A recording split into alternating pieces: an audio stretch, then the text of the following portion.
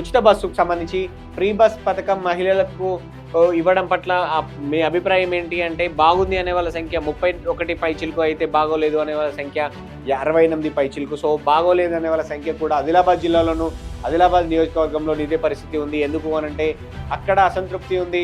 మహిళలకు బస్సుల ఫెసిలిటీ కావచ్చు, ఓవర్లోడ్ కావచ్చు, ఇరుకుగా వెళ్లాల్సి వస్తుంది అనేది ప్రజల అభిప్రాయంగా కనపడుతూ ఉంది. నెక్స్ట్ క్వశ్చన్కి వెళ్దాం.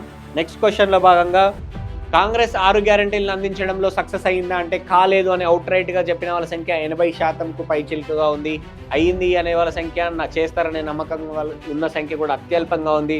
80% పైగా మంది ఆదిలాబాద్ నియోజకవర్గంలో కాంగ్రెస్ పార్టీ 6 గ్యారంటీలను అందించడంలో సక్సెస్ కాలేదు అని చాలా స్పష్టంగా చెప్పారు.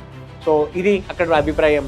నెక్స్ట్ క్వశ్చన్కి వెళ్దాం. నెక్స్ట్ క్వశ్చన్లో రైతు భరోసా, రైతు రుణమాఫీ పట్ల ప్రజలు సంతృప్తిగా ఉన్నారా అంటే ఉన్నామనే వాళ్ళ సంఖ్య 31.42% అయితే లేము అనే వాళ్ళ సంఖ్య దాదాపు 68.578%. సో ఈ లెక్కన ఇక్కడ కూడా రైతు భరోసాకు సంబంధించి, రైతు రుణమాఫీ పట్లకు సంబంధించి ప్రజలు సంతృప్తిగా లేరనే విషయం చాలా స్పష్టంగా కనపడుతుంది.